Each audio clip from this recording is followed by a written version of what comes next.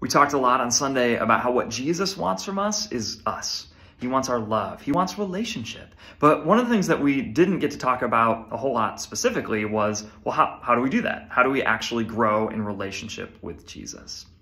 Well, one of the ways we can do this is something that was started by, or at least popularized by, a guy named Saint Ignatius. And this goes back a number of centuries.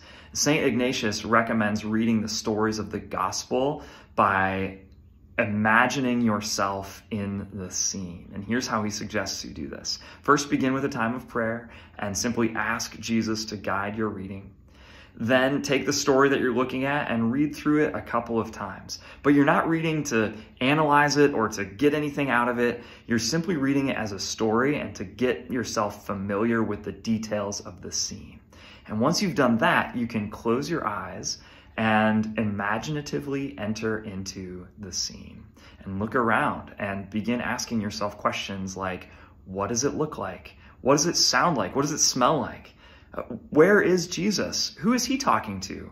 What's the tone of his voice? What's the look on his face? And you can ask, where am I in the scene, right? Where am I one of the onlookers? Am I a character in the story?